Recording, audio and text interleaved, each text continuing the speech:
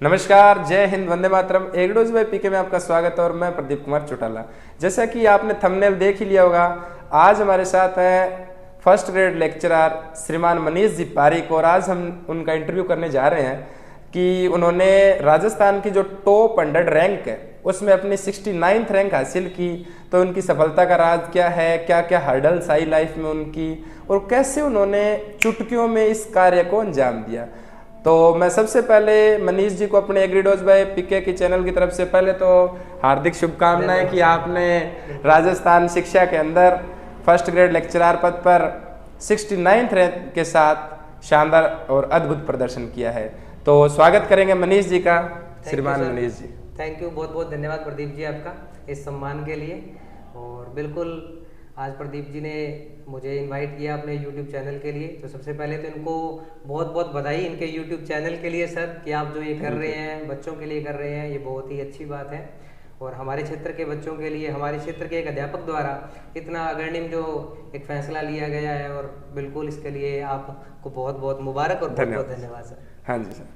Next question मेरा आपसे होगा कि सबसे पहले तो हमारे दर्शकों को आप अपना परिचय दीजिए कि आपका शुभ नाम, किस क्षेत्र से आप आते हैं, कौन सा एरिया है, तो दर्शकों को बताइए श्रीमान। तो सभी दर्शकों के लिए, सभी बच्चों के लिए कि मेरा नाम मनीष पारिक है और मैं हनुमानगढ़ जिले के पीलीभंगा तहसील का रहने वाला हूँ। मैं यहीं का मूल निवासी हूँ। यहीं से सूरतगढ़ कॉलेज से मेरी शिक्षा हुई है। मेरी ग्रेजुएशन, पोस्ट ग्रेजुएशन, बीएड मैंने सूरतगढ़ कॉलेज से की है। और उसके पहले की जो स्कूलिंग है वो मेरी यहीं पीलीभंगा स्कूल से हुई है। मैं 11th 12th senior secondary school पीलीभंगा से ही पास आउट हूँ। और उसके बाद एमएससी, बीएससी, बीएड के बाद में मैंने अपना टीचिंग प्रोफेशन शुरू कर दिया था सर। और उसी टीचिंग प्रोफेशन के साथ साथ ही मैंने प्रिपरेशन की है।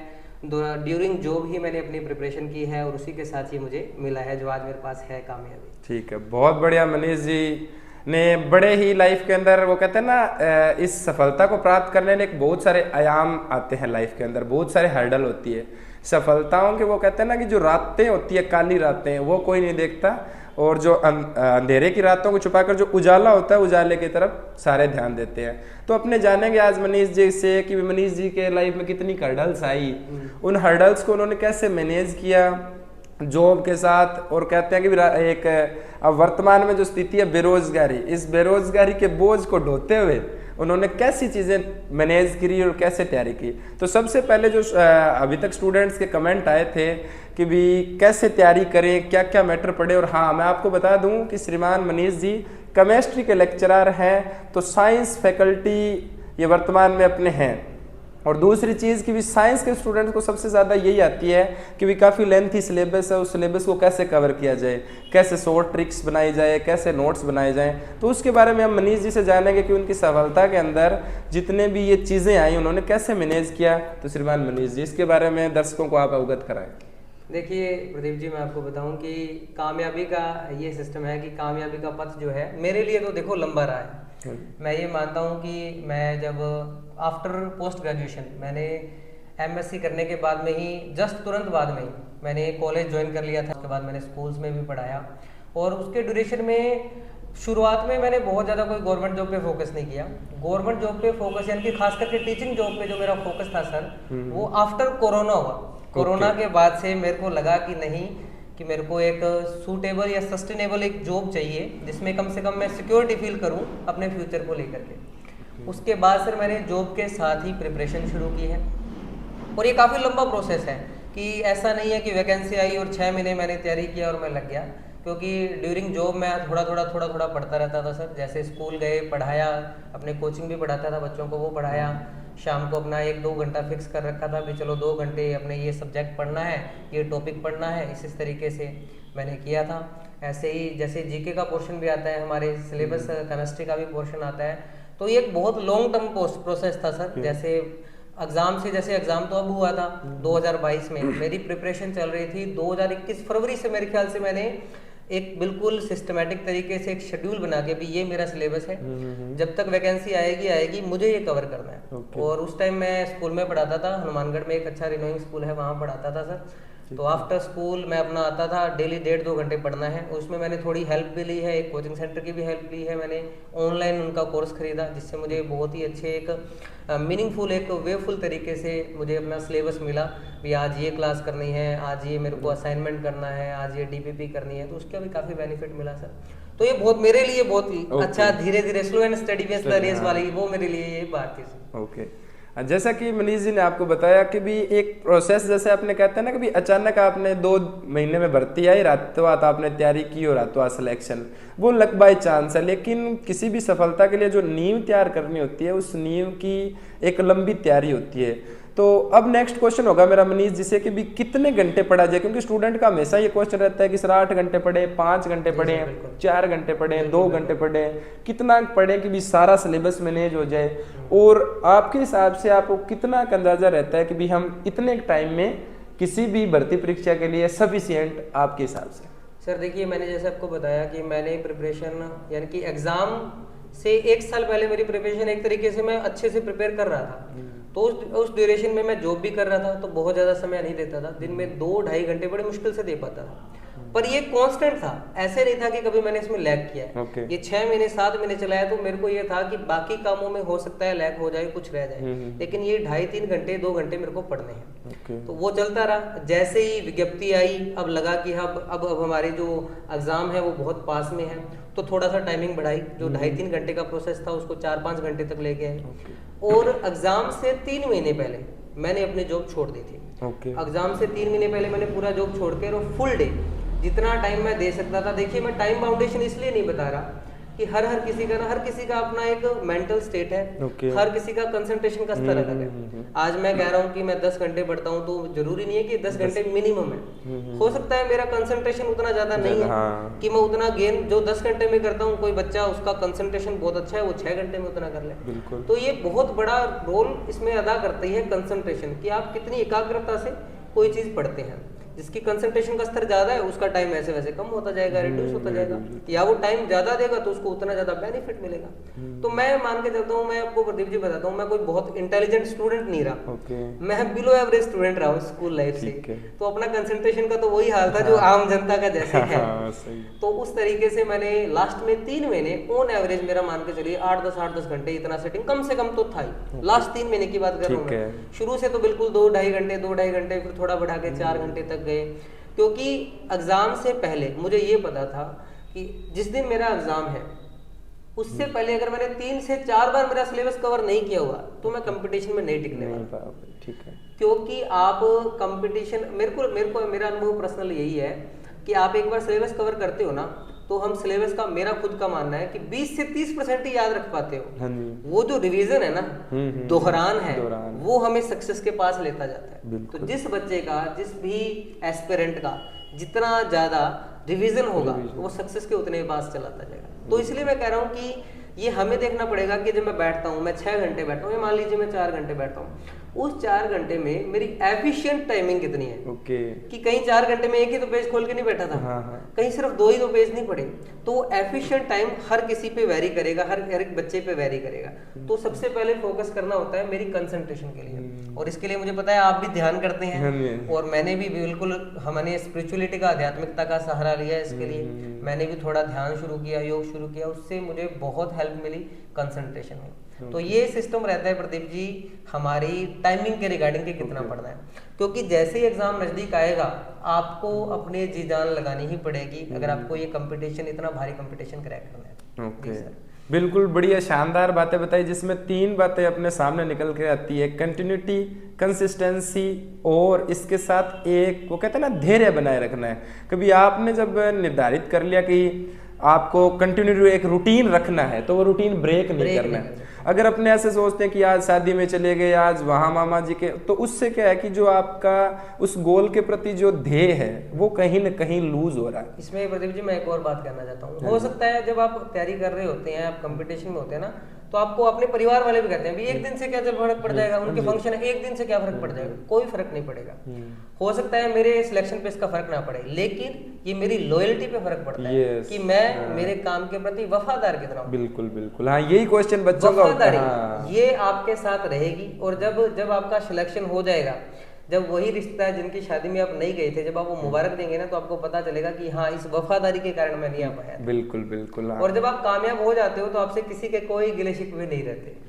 आप कामयाब नहीं होते हो तो ताने मिल सकते हैं कि देख ये हमारी शादी में आया नहीं था, बड़ा तैयारी कर रहा था। लेकिन अगर आप हो गए ना तो लोग एग्जांपल देंगे ये शादियों में भी नहीं जाता था, तैयारी करता था, तो वो पॉजिटिव वे में हो जाता है। सही है। तो बड़ी शानदार और अद्भुत बात कही इन्होंने। जो वर्तमान की जो चीज चल रही है कि भी जो ताने सुनने पड़ते हैं, वो कहते हैं ना उस समय तो दीवारें ही बोलने लग जाती है कि अरे कर क्या रहा है तुम। और उसी मतलब सारी व्यवस्थाओं के अंदर खुद को मैनेज करना और खुद को इस स्तर पर लेके जाना कि भी नहीं मैं करूँगा।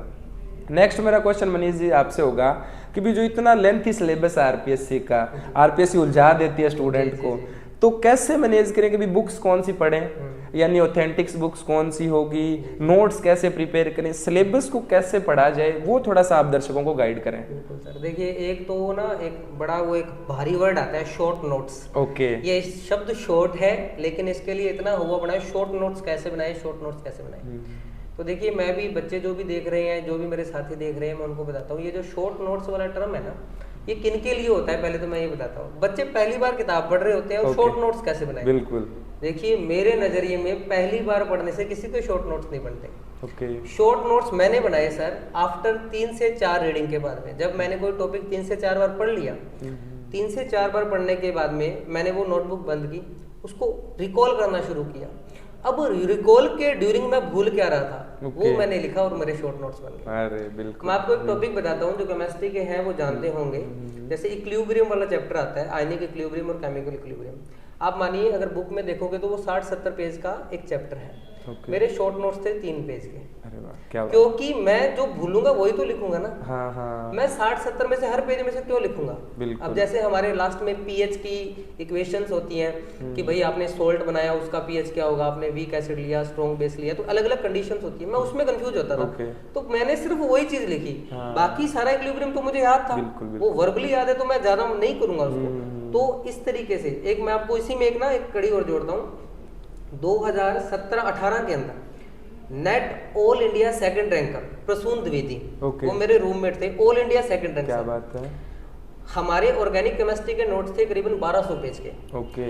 कोई शॉर्ट नोट्स बनाएगा तो कितने पेज के बनाएगा 1200 के? कोई 100, 500, 200। हाँ जी, 200। 21 पेज के शॉर्ट नोट्स थे 1200 में। बिल्कुल। क्योंकि उसने शॉर्ट नोट्स बनाने से पहले उस सिलेबस को 20 से 22 बार पढ़ दिया था, तो अब उसने 21 पेज में वही चीज लिखी थी वो भूलता था। और ऑल इंडिया सेकंड रैंक। वहां से मैंने ये सीखा कि शॉर्ट नोट्स का मतलब क्या होता है। हम जनरली बच्चे क्या करते हैं, पहले दिन किताब ली, एक बार पढ़ा, उसको लिखने लगे। अभी तो कुछ भी नहीं याद, क्या क्या लिखोगे? लिखोगे क्या क्या, अभी तो कुछ भी नहीं याद। तो आप 2 से 3 रीडिंग के बाद में अपने आप को एग्जामिन करने के बाद में भी मैं ना इस टॉपिक में ये चीज बड़ी भूल रहा हूँ, उसको लिख लीजिए। और इस तरीके से आपके शॉर्ट नोट्स प्रिपेयर होंगे। और बात है क्लासिफिकेशन की, सिलेबस को बहुत वाइड सिलेबस है ऑब्वियसली आरपीएससी का, चाहे हम फर्स्ट पेपर का देखें चाहे सब्जेक्ट का देखें, तो आपको सेगमेंट करने ही पड़ेंगे, आपको उसके टुकड़े करने पड़ेंगे। कुछ पोर्शन ऑब्वियसली आपको छोड़ना पड़ेगा, नहीं मैं ये नहीं पढ़ूंगा या मैं कम पढ़ूंगा, ये पोर्शन ज्यादा पढ़ूंगा क्योंकि इसमें से ज्यादा क्वेश्चन आते हैं, या फिर ये पोर्शन मेरा बहुत अच्छा है इसमें से मैं आधा नंबर भी नहीं जाने दे सकता, तो आपको ये क्लासिफाई करना पड़ेगा। जैसे मेरे लिए कल्चर का जो टॉपिक था ना, राजस्थान कल्चर, मेरे लिए बहुत मुश्किल था। और मैंने ये भी देखा था कि उस पर बहुत कंफ्यूजिंग क्वेश्चन भी आते हैं, तो मैंने 1-2 बार ट्राई किया कल्चर का, मेरे को लगा नहीं भाई मैं भूलूंगा, मेरे को पता था, क्योंकि आधा अधूरा पढ़ के जाऊंगा तो क्वेश्चन छोड़ने का भी मन नहीं करेगा। तो अपने उसको एक बार साइड कर दिया कि कल्चर देखेंगे, और मैंने लास्ट तक कल्चर नहीं पढ़ा, और उसके बावजूद भी सिलेक्शन हो ही गया। जी सर। तो इस तरीके से हमें आइडेंटिफाई करना पड़ेगा कि कितना पढ़ना है, क्या पढ़ना है और छोड़ना क्या है, बस ये सर। हाँ बिल्कुल, बड़ी शानदार बात और कही, क्योंकि बच्चों के ये रहता ही, और मनीष जी ने इस चीज़ को बिल्कुल सिरे से ही खारिज कर दिया कि आपने पहले दिन बुक उठाई और शॉर्ट नोट्स बन गए।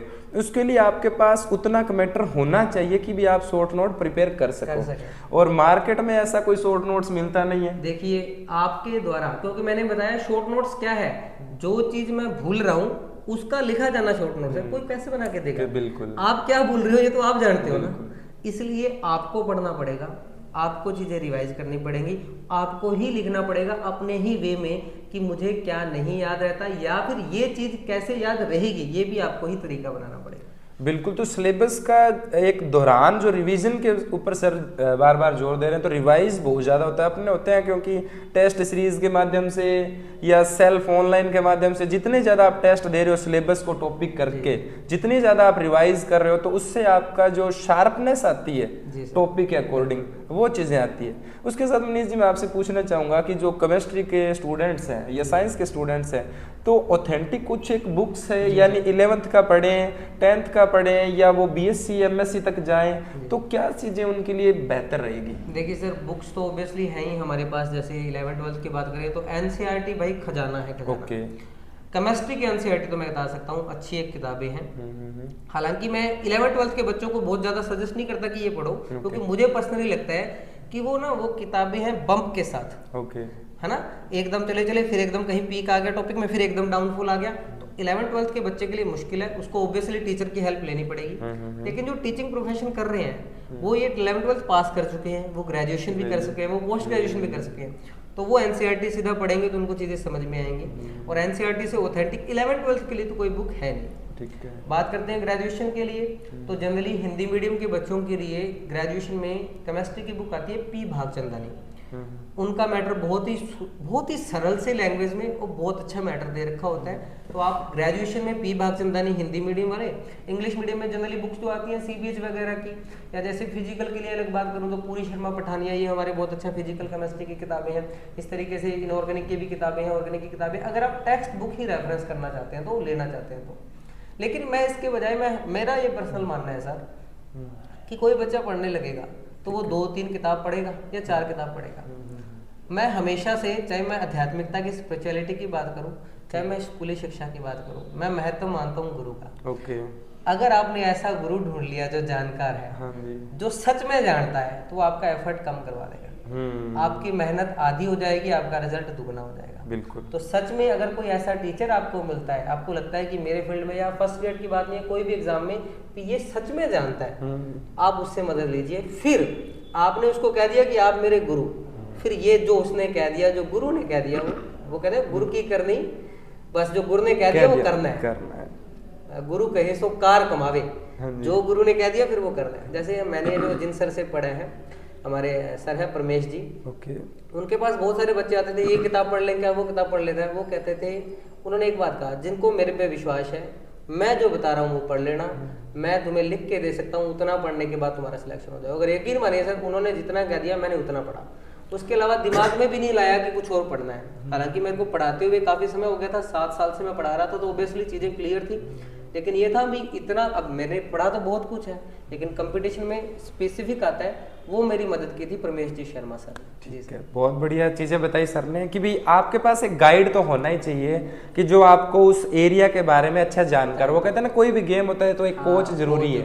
बिना कोच के आपको पता ही नहीं अभी कहाँ कवर ड्राइव लगे, कहाँ शॉट्स लगे। कोच के बिना कामयाब हो सकते हो, लेकिन फिर वो आपका स्ट्रगल थोड़ा लंबा हो जाएगा। जो चीज आपको इजीली मिल सकती है। अब मैंने जो 6-7 साल पढ़ाया है, मैं उस समय गवर्नमेंट जॉब में नहीं हुआ, कारण ये था कि मैंने अच्छा कोच ही नहीं ढूंढा अपना। जैसे ही कोच ढूंढा, अगले पल में सफलता थी मेरे पास। सफलता हो गई। बिल्कुल, एक अच्छा कोच, एक अच्छा शिक्षक, एक अच्छा जानकार आपके पास होना चाहिए उस सब्जेक्ट से रिगार्डिंग। वो कोई भी हो सकता है, बिल्कुल कोई भी जिसको सब्जेक्ट की परख हो, उसकी जानकार हो, जिन्होंने उस कंपटीशन के एरा में वो जानते हो भी ये कंपटीशन क्या डिमांड कर रहा है, उस डिमांड के हिसाब से बताना। वो जैसे डॉक्टर होता है ना, जाती मरीज की देखते नब्ज पकड़ लेता है कि भाई बीमारी है कौन सी, तो डायग्नोस कैसे हो सकता है, सिम्टम्स क्या है, वो आपको गुरु ही बता सकता है। एक बढ़िया जो ट्यूटर है वो आपको हेल्प कर सकता है।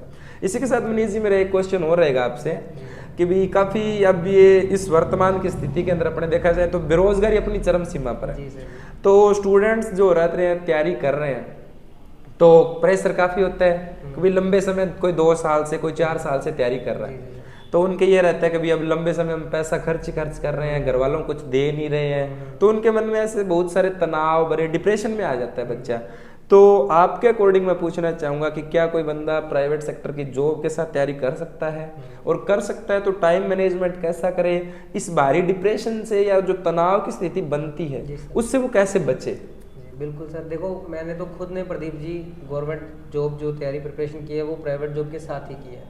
लेकिन मैं यही कह रहा हूँ कि आप प्राइवेट जॉब के साथ कर रहे हो, ऑब्वियसली सबकी फाइनेंशियल कंडीशन एक जैसी नहीं होती। बिल्कुल। कुछ लोग छोड़ करके खर्चा लगा करके तैयारी कर सकते हैं, कुछ लोग हैं उनको पता है कि मुझे आजीविका भी चलानी है और साथ में तैयारी भी करनी है। तो उसी हिसाब से हमें ना कुछ वही है, 24 घंटे ही हैं, इसी को मैनेज करना पड़ेगा और अपनी दिनचर्या को इस तरीके से सिस्टमेटिक करना पड़ेगा। प्रायोरिटी देना, मुझे किस चीज़ को प्रथम प्राथमिकता देनी है, ये मुझे चुनना पड़ेगा। जैसे मैंने आपको कहा, उस ड्यूरेशन के अंदर जो मेरा टीचिंग का ड्यूरेशन था और जब मैं तैयारी करता था उसमें था भी 2 घंटे तो मुझे पढ़ना है। अब कोई बहुत करीबी क्लोज फ्रेंड का कहीं आ गया, कोई बर्थडे पार्टी है, सेलिब्रेशन करना, वहाँ जाएंगे, अगर लेट हो गई तो वो 2 घंटे तो निकालने पड़ेंगे। अगर आपने कहीं और लगाए हैं, आप उसके साथ किसी, मैंने कहा एक शब्द बोल रहा हूँ, तैयारी के साथ बेवफाई नहीं चलेगी। बिल्कुल। उसके साथ वफादार रहना ही पड़ेगा आपको, चाहे आपने कम समय दिया है, लेकिन कम समय और हमारी ड्यूरेशन लंबी हो जाए। दिन के घंटे कम है लेकिन हम लंबे समय तक तैयारी कर रहे हैं तो वो फायदा मिलेगा। और इसी तरीके से जैसे कोई भी जॉब कर रहा है, जैसे जनरली जो टीचिंग की तैयारी करते हैं वो प्राइवेट टीचिंग ही कर रहे होते हैं। बिल्कुल।